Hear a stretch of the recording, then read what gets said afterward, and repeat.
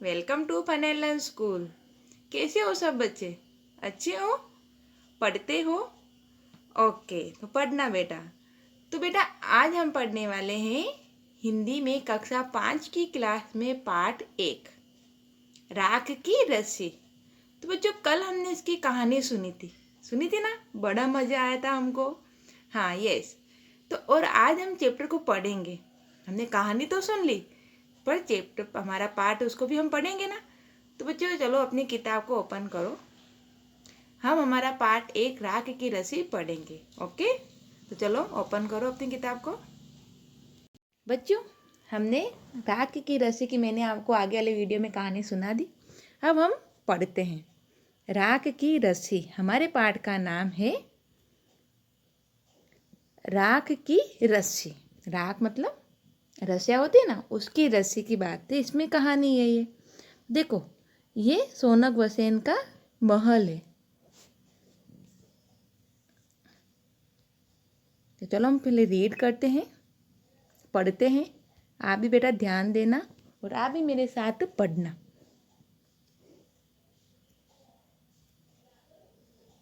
लोनपोगार तिब्बत के 32वें राजा सोनक वसेन गांपो के मंत्री थे। लोनपोगार तिब्बत के कौन से राजा? 32वें राजा थे। सोनक वसेन गांपो के मंत्री थे। वे अपनी चालाकी और हाजिर जवाबी के लिए दूर दूर तक मशहूर थे। मतलब चालाक थे वो। और हाजिर जवाबी का अर्थ होता है तुरंत उत्तर देने वाले। मशहूर मतलब फेमस, प्रसिद्ध थे। कोई उनके सामने टिकता न था। चैन से जिंदगी चल रही थी, मतलब उनकी आराम से जिंदगी चल रही थी। मगर जब से उनका बेटा बड़ा हुआ था उनके लिए चिंता का विषय बना हुआ था। उनका बेटा बड़ा होता जा रहा था, ऐसे उनके लिए चिंता का विषय बना हुआ था। कारण यह था कि वह बहुत भोला था। कारण क्या था? कि वह बहुत भोला था। होशियारी उसे छूकर भी नहीं गई थी। वो मैं होशियार नहीं था, तो चालाक नहीं था। लोनपोगार ने सोचा मेरा बेटा बहुत सीधा साधा है, कि मेरा बेटा बहुत सीधा साधा है, मेरे बाद इसका काम कैसे चलेगा? कि अभी तो मैं हूँ तो इसको अच्छा है, मैं सब संभाल लेता हूँ, पर मैं नहीं होगा तो उसका काम कैसे चलेगा? ऐसी चिंता हो रही थी। एक दिन लोनपोगार ने अपने बेटे को 100 भेड़ें देते हुए कहा। लोनपोगार ने अपने बेटे को बुलाया ना, उसको 100 भेड़ें देते हुए कहा, तुम इन्हें लेकर शहर जाओ। क्या कहा? कि तुम इन्हें लेकर शहर में जाओ, मतलब बाजार में जाओ। मगर इन्हें मारना या बेचना नहीं। इनको मारना भी नहीं और बेचना भी नहीं है। इन्हें वापस लाना 100 जौ के बोरों के साथ। वापस लेके आना है, पर उनके साथ 100 जौ के बोरे भी लेकर आना है। वरना मैं तुम्हें घर में नहीं घुसने दूंगा। आप नहीं लेके आओगे तो मैं तुम्हें घर में नहीं घुसने दूंगा। इसके बाद उन्होंने बेटे को शहर की तरफ रवाना किया। इतना कहकर बेटे को कहा, जाओ शहर।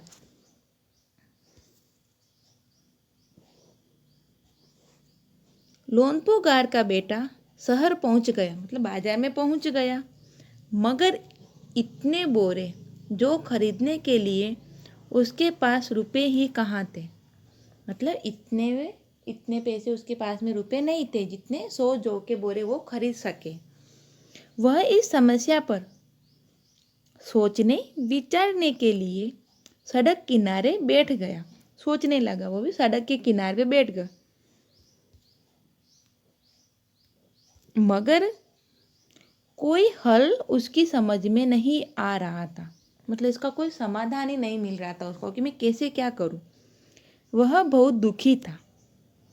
तभी एक लड़की उसके सामने आ खड़ी हुई।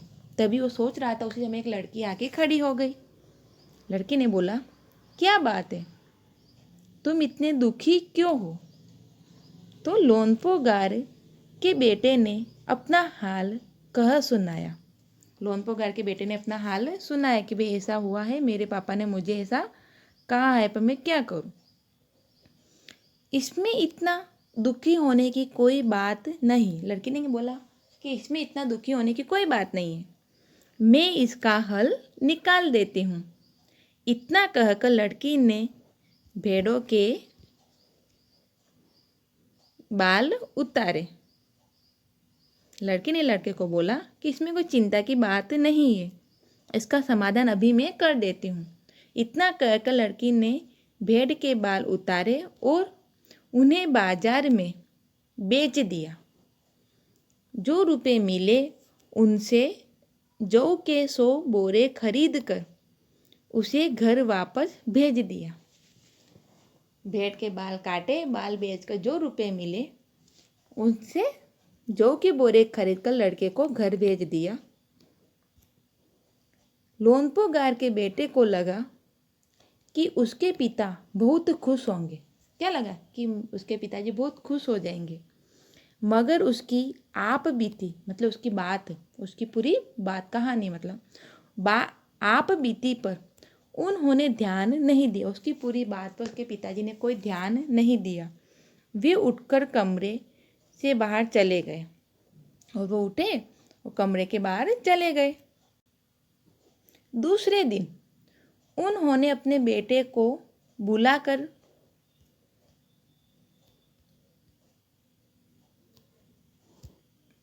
कहा, पिछली बार भेड़ों के बाल उतारकर बेचना मुझे जरा भी पसंद नहीं आया। कि पिछली बार तो बाल काट कर बेचे थे, वो मुझे अच्छा नहीं लगा था।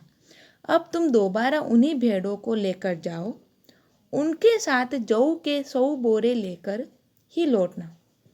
पहले की बार तो मुझे अच्छा नहीं लगा था, आज फिर से जाओ और 100 जौ के बोरे साथ में लेकर आना। एक बार फिर निराश लोनपो गार का बेटा शहर में उसी जगह जा बैठा। फिर वो बाजार में गया और उसी जगह पर वो बैठ गया। न जाने क्यों उसे यकीन था कि वह लड़की उसकी मदद के लिए ज़रूर आएगी। उसको विश्वास था कि वो लड़की है ना, वो फिर से उसकी मदद के लिए आएगी। और हुआ भी कुछ ऐसा। वह लड़की आई, उससे उसने अपनी मुश्किल कह सुनाई। अब तो बिना जौ के 100 बोरे कि मेरे पिता मुझे घर में नहीं घुसने देंगे। लड़के ने बोला कि इस बार तो मैं जौ के बोरे नहीं लेके जाऊंगा, तो मेरे पिताजी मुझे घर में नहीं घुसने देंगे। लड़की सोचकर बोली, एक तरीका है। उसने भेड़ों के सींग काट लिए और उन्हें बेचकर जो रुपए मिले उनसे 100 बोरे जौ खरीदे। क्या कि इस बार लड़की ने सींग काट दिए और उससे जो पैसे मिले उसे जौ खरीद लिए। लोनपो गार के बेटे को सौंप कर लड़की ने उसे घर भेज दिया। क्या किया, लड़की ने फिर से बेचा और उसके जो पैसे आए उनके लोनपो गार को देके घर भेज दिया। भेड़े और जौ के बोरे पिता के हवाले करते हुए लोनपो गार का बेटा खुश था। उसने सोचा कि मेरे पिताजी बहुत खुश हो जाएंगे, इसलिए वो बहुत खुश था। उसने विजयी भाव से सारी कहानी कह सुनाई। सुनकर लोनपो गार बोले, उस लड़की से कहो कि, क्या बोला, लोनपो गार ने पूरी बात तो सुन ली, फिर क्या बोला कि उस लड़की से कहो कि हमें 9 हाथ लंबी राख की रस्सी बना के दे।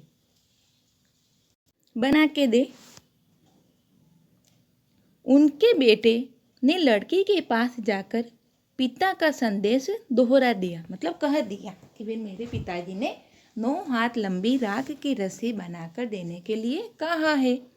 लड़की ने एक शर्त रखी। लड़की भी बहुत चालाक थी, तो उसने एक शर्त रखी, मैं रस्सी बना तो दूंगी मगर तुम्हारे पिता को वह गले में पहननी होगी। क्या बोला, रस्सी तो मैं बना के दे दूंगी पर आपके पिताजी को वो रस्सी पहननी पड़ेगी। लोनपो गार ने सोचा ऐसी रस्सी बनाना ही असंभव है। क्या सोचा कि राख की रस्सी तो बन ही नहीं सकती है। इसलिए लड़की की शर्त मंजूर कर ली, मतलब वो मान गए।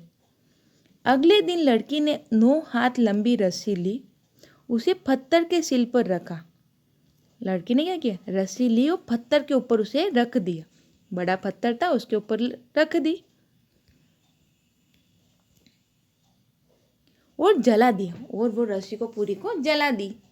रस्सी जल गई, मगर रस्सी के आकार की राख बच गई। पर जैसे रस्सी थी उसको रखा था, उसको जला दिया, पर जली रस्सी जलने के बाद में उसमें जो लास्ट में राख बची थी वो ऐसे के ऐसे आकार में बच गई। उसे वह सिल समेत लोनपो गार के पास ले गए। सिल मतलब बड़ा पत्थर था, तो ऐसे कैसे पत्थर उठाया और वो लोनपो गार के पास में ले गई और उसे पहनने के लिए कहा। और क्या कहा, और लोनपो गार को बोला कि लो पहनो। लोनपो गार रस्सी देखकर चकित रह गए, मतलब आश्चर्य में पड़ गए कि ये कैसे। वे जानते थे कि राख की रस्सी को गले में पहनना तो दूर, उठाना भी मुश्किल है। लोनपो गार जानते थे कि राख की रस्सी पहनना तो दूर, उसमें हाथ में भी नहीं उठा सकते हैं। हाथ लगाते ही वह टूट जाएगी। लड़की की समझदारी के सामने उनकी अपनी चालाकी धरी रह गई, मतलब वो भी पीछे रह गए। फिर आगे कहा गया है, बिना वक्त गवाए, मतलब बिना टाइम वेस्ट किए, मतलब समय का बर्बाद नहीं करने दिया उन्होंने, समय को बर्बाद नहीं किया। और लोनपो गार ने अपने बेटे की शादी का प्रस्ताव लड़की के सामने रख दिया। उसने अपने बेटे की शादी के लिए लड़की को बोल दिया कि क्या आप मेरी लड़की से शादी करोगे। फिर धूमधाम से उन दोनों की शादी हो गई। फिर उन दोनों की क्या हुआ, शादी हो गई। ओके बेटा, ये हमारा पार्ट था जो हमने रीड किया। आप भी इसको रीड करना, पढ़ना। और देखो ये चित्र रहा, इसमें देखो ये लोनपो गार है, सॉरी ये तो लोनपो गार का बेटा है और ये लड़की है। ये सड़क के हमने पढ़ा था ना, सड़क के किनारे लोनपो गार बैठा था, तो ये यहाँ पर बैठा है, ये लड़की से बात कर रही है ना। और ये सब भेड़े हैं, दिख रहा है ना चित्र में। ओके बेटा, तो ये हमारा चैप्टर था, रीड करना आप भी। हम आगे इसके प्रश्न उत्तर बाद में पढ़ेंगे। Okay, bye bye. चैप्टर तो पढ़ लिया है ना, अब चलो हम प्रश्न उत्तर पढ़ते हैं। हमारे चैप्टर के पीछे जो एक्सरसाइज दी हुई है वो हम देख लेते हैं। ओके, मैं आपको समझा देती हूँ। तो देखो बेटा, भोला भाला, क्या लिखा गया, भोला भाला मतलब सीधा साधा। तो इसमें पहला प्रश्न है, तिब्बत के मंत्री अपने बेटे के भोलेपन से चिंतित रहते थे। तिब्बत के मंत्री अपने बेटे के भोलेपन से चिंतित रहते थे, है ना। उसमें प्रश्न दिया गया है, तुम्हारे विचार से वह किन किन बातों के बारे में सोचकर परेशान होते होंगे। कैसे, देखो ये प्रश्न में क्या कहना चाहता है कि लोनपो गार को चिंता तो होती थी, वे उसका बच्चा बेटा सीधा है, पर कैसे चिंता होती थी। उसमें भी कोई पॉइंट होंगे ना, कोई टॉपिक होंगे। तो देखो बेटा, इसका उत्तर है, हमारे विचार से वे सोचते होंगे कि बेटा आगे चलकर अपना खर्चा कैसे चलाएगा। मतलब वो इतना सीधा है कि उसको कोई नौकरी मिलेगी, तो कोई धंधा करेगा, बिजनेस करेगा, मतलब तो क्या करेगा वो, और नहीं करेगा तो वो अपने घर का खर्चा कैसे चलाएगा और अपना जीवन यापन किस तरह से करेगा, मतलब अपने आगे कैसे रहेगा, उसकी लाइफ, उसकी ज़िंदगी कैसे चलेगी। फिर देखो बेटा, दूसरा प्रश्न देखते हैं अब हम। तुम तिब्बत के मंत्री की जगह होती तो क्या उपाय करती। कि आप या मैं तिब्बत के मंत्री लोनपो गार की जगह पर होते तो हम क्या करते, हम क्या कैसे करके उसके बेटे को सुधारते या फिर क्या करते। तो देखो इसका उत्तर है, मैं तिब्बत के मंत्री की जगह होती तो बेटे को प्यार से समझाती। क्या करती, उसको प्यार से समझाती कि बेटा ऐसे रहा करो, ऐसा किया करो, है ना। अब आगे देखो, शहर की तरफ, फिर आगे प्रश्न दिया गया है, शहर की तरफ क्या है, शहर की तरफ मंत्री ने अपने बेटे को शहर की तरफ रवाना किया। मंत्री ने अपने बेटे को शहर की तरफ भेजा, मतलब शहर भेजा। फिर इसमें पहला प्रश्न दिया गया है, मंत्री ने अपने बेटे को शहर क्यों भेजा। मंत्री ने अपने बेटे को शहर क्यों भेजा? तो हमने पढ़ा था ना कि मंत्री अपने बेटे को शहर में दुनियादारी को समझाने के लिए भेजा कि देखो वहाँ बाहर निकलो, पता चले कि कैसी दुनियादारी चलती है, कैसे क्या होता है, इसलिए भेजा। उसने अपने बेटे को भेड़ों के साथ शहर में ही क्यों भेजा? और जगह पर क्यों नहीं भेजा? ने अपने बेटे को शहर ही क्यों भेजा, है ना? आपके दिमाग में भी ये प्रश्न उठा होगा। तो देखो इसका उत्तर है, उसने अपने बेटे को भेड़ों के साथ शहर में इसलिए भेजा क्योंकि वह चतुर और समझदार बनाना चाहता था। क्यों? उसको ये था कि मेरा बेटा बाहर निकले, शहर की तरफ जाए, देखे, देख कर भी थोड़ा सीखे, इसलिए उसने शहर भेजा। फिर आगे प्रश्न है, तुम्हारे घर के बड़े लोग पहले कहाँ रहते थे? घर में पता करो। कुछ तो आज पड़ोस में किसी ऐसे व्यक्ति के बारे में पता करो जो किसी दूसरी जगह जाकर बस गया हो, तो उनसे बातचीत करो। रोज जानने की कोशिश करो कि क्या अपने निर्णय से खुश है।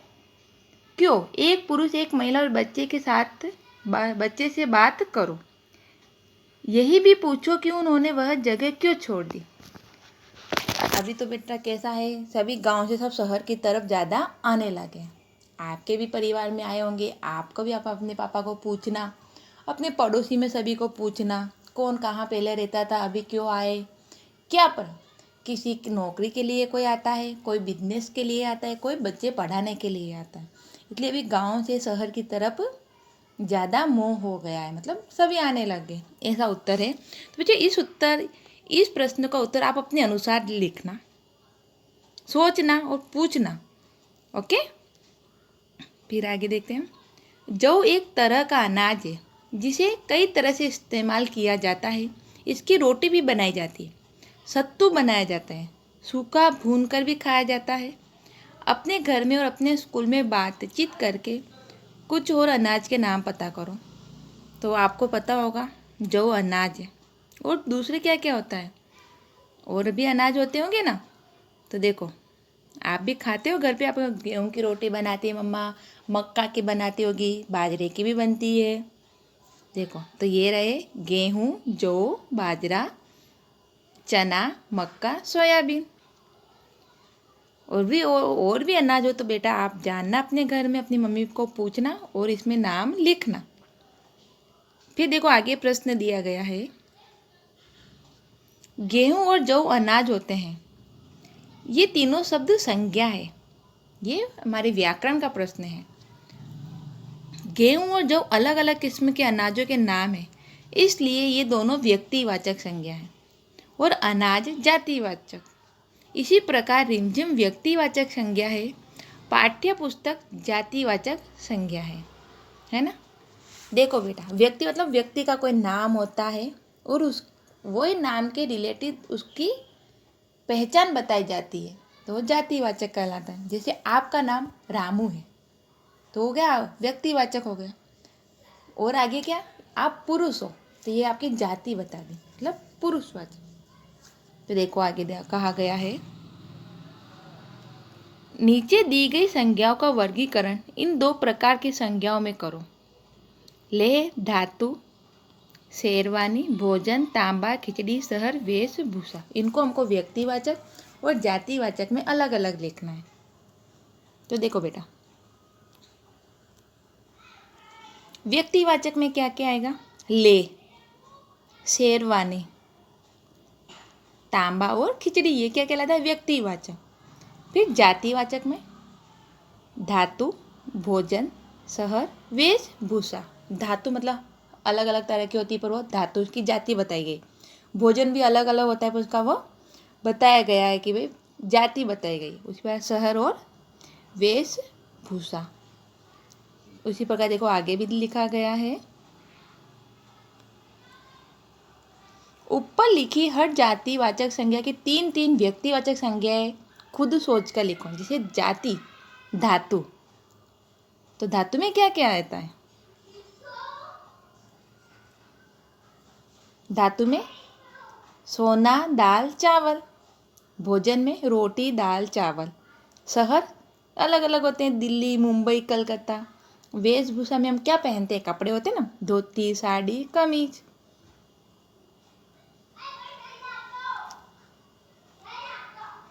तुम शेर मैं सवा शेर, देखो आगे कैसा दे, मतलब तेरे से बढ़कर मैं, तू जबरा तो तेरे से जबरा मैं, होता है ना ऐसा।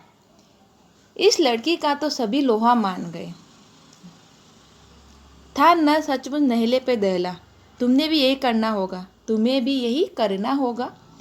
तुम ऐसा कोई काम ढूंढो जिसे करने के लिए सूझबूझ की ज़रूरत हो, उसे एक कागज़ में लिखो और तुम सभी अपने अपने चिट को एक डिब्बे में डाल दो। डिब्बे को बीच में रखकर उसके चारों ओर गोलाई में बैठ जाओ। अब एक एक करके आओ, वो डिब्बे से एक चिट निकाल कर पढ़ो, उसके लिए कोई उपाय सुझाओ। जिस बच्चे ने सबसे ज़्यादा उपाय सुझाए वह तुम्हारी कक्षा का बिरबल होगा। ये गेम बताई गई बेटा। आप भी सोचो कुछ काम भी इस काम को इस तरीके से किया जाता है, वो काम अपने कागज़ में लिख दो, कोई प्रश्न हो कुछ भी हो, फिर अंदर रख दो। फिर जिसके उसके सबसे ज़्यादा कोई उपाय बताता है कि इसको इस तरीके से सोल्व किया जाता है, उसको इस तरीके से, तो आप वो लड़का सबसे होशियार कहलाएगा। तो बच्चों आप भी इस गेम को अपने, अभी तो आप स्कूल में नहीं आ सकते हो, पर आप अपनी सोसाइटी में, आपकी फैमिली में, पड़ोसी के लड़के सभी मिलकर ये गेम खेल सकते हो। मंत्री ने अपने बेटे से कहा, पिछली बार भेड़ों के बाल उतार कर बेचना मुझे जरा भी पसंद नहीं आया। क्या मंत्री को सचमुच ये बात पसंद नहीं आई थी? अपने उत्तर का कारण लिखो। क्या चाहा? लोनपोगार अपने बेटे को होशियार बनाना चाहता था। वो देखना चाहता कि वो इतना कितना चालाक है, इसलिए उसने भेड़ उसको दी थी। और उसने क्या किया, खुद का दिमाग नहीं दौड़ाया, दूसरे का दिमाग दौड़ाया। दूसरे का दिमाग, उस लड़की ने अपने दिमाग यूज किया, उपयोग किया, और उसने कहा ऐसा इस लड़के ने किया है ना, ऐसा ही हुआ। तो उसको अच्छा नहीं लगा होगा। तभी हम देखते हैं, देखो ऐसा नहीं था कि उन्हें बात पसंद नहीं आई, लेकिन मंत्री को पता चल गया कि यह काम उनके बेटे का नहीं है। वैसे भी वह अपने बेटे को चालाक या होशियार बनाना चाहता था, इसलिए उसने ऐसा किया। बाद में उसने उस लड़की से अपने बेटे की शादी नहीं करवाई। उसको उस बच्चे ने क्या किया, उसके बेटे ने अपना दिमाग नहीं लिया था। फिर देखो सींग और जौ। पहली बार में मंत्री के बेटे ने भेड़ों के बाल बेच दिए और दूसरी बार में भेड़ों के सींग बेच डाले। जिन लोगों ने चीज़ें खरीदी होगी उन्होंने भेड़ों के बाल सींगों का क्या किया होगा, अपनी कल्पना लिखो। बेटा आपको भी ये पता होना चाहिए कि भेड़ के बाल और सींग बहुत काम आते हैं। भेड़ों के बाल से ऊन बनता है, ऊनी कपड़े जो हम सर्दियों के मौसम में पहनते हैं, वो ऊन भेड़ के बालों में से बनती है। और सींग जो हमारे घर में सजावटी सामान होता है, हम हाथी दांत का भी होता है, पता है आपको, हाथी के दांत के, उसी प्रकार से इसके सींग से भी ऐसे सामान बनाए जाते हैं। ओके, फिर देखो आगे कहा गया है, नीचे कहानी के कुछ उपाय दिए गए हैं। इन बातों को तुम किस तरह कर सकते हो। बात कहने का भी अलग अलग तरीका होता है। देखो, चैन से जिंदगी चल रही थी, उसको हम कैसे बोल देते हैं, जिंदगी आराम से कट रही थी। ये बोल सकते कि हमारी ज़िंदगी आराम से चल रही थी, है ना, ऐसा बोला जा सकता है। और क्या बोल सकते हो, सोचना आप, और 2-3 उदाहरण मुझे बताना। फिर दूसरा, होशियारी उसे छूकर भी नहीं गई। वह होशियार नहीं था, वो भोला भाला था। मैं इसका हल निकाल देती हूँ, तो इसको क्या बोल सकते हैं, मैं इसके लिए उपाय बता सकती हूँ। ये भी बोल सकते हैं कि मैं आपकी मुसीबत को क्या कर सकती हूँ, हल कर सकती हूँ। मैं आपकी मुसीबत का समाधान भी निकाल सकती हूँ, ये भी हम बोल सकते हैं। उनकी अपनी चालाकी धरी रह गई, मतलब उनकी अपनी चालाकी किसी काम की नहीं आई। लोनपोगार का बेटा होशियार नहीं था। प्रश्न देखो, होशियार और चालाक में क्या फर्क होता है? किस आधार पर किसी को तुम चालाक और होशियार कह सकती हो? इस प्रकार भोला और बुद्धू के बारे में भी सोचो और कक्षा में चर्चा करो। 2 तरह के व्यक्ति होते हैं, एक बहुत भोला भी होता है, बुद्धू भी होता है। भोला और बुद्धू में क्या अंतर है, ये जानना जैसा है बेटा, आपको ही पता होना। और बोलते ना समझदार और चालाक, इसका भी अर्थ होता है। तो देखो, होशियार से तात्पर्य है समझदार, और चालाक करते अत्यधिक चतुर होना। समझदार मतलब सभी में माहिर होता है, वो कुछ काम करने में, पढ़ने में ऐसा। और चालाक क्या होता है, चतुराई से अपना काम करवाता है। बोलने का, उसके बोलने का, ऐसा कुछ काम निकलवाना हो तो उसके बोलने का तरीका ऐसा होता है, चालाक कहलाता है।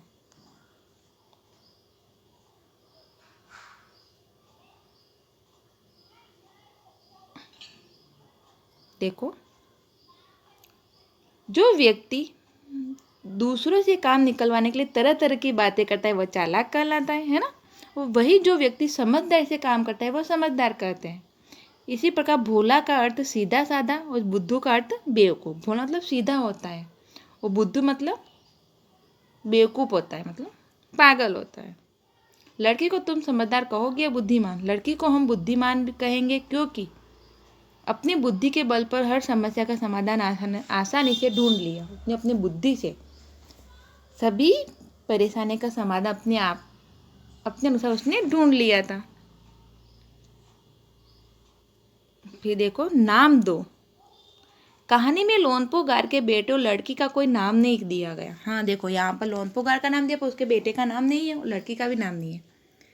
नीचे तिब्बत में बच्चों के नामकरण के बारे में बताया गया। यह परिचय पढ़ो, मनपसंद नाम छांटकर बेटे और लड़की का कोई नाम दो। तो देखो बेटा, इसमें बहुत सारे नाम दिए गए हैं, आप क्या नाम दोगे? तो तिब्बत में अलग तरह के नाम होते हैं। तो देखो, हमने नाम दिया है यहाँ पर, लोनपोगार के बेटे को हमने नूखू नाम देंगे और लड़की को डाबा नाम देंगे। ओके बेटा, ये हमारे प्रश्न उत्तर थे। तो बच्चों, इन प्रश्न उत्तर को आपको अपनी हिंदी की नोटबुक में लिखना है। आगे कल हम इसके न्यू शब्द और वर्कशीट, कल हम इसकी वर्कशीट पढ़ेंगे। ओके, आगे वाले वीडियो में मैं आपको इसकी वर्कशीट बताऊंगी। तो इन प्रश्न उत्तर को आपको अपनी हिंदी की नोटबुक में लिखना है। Okay, bye bye.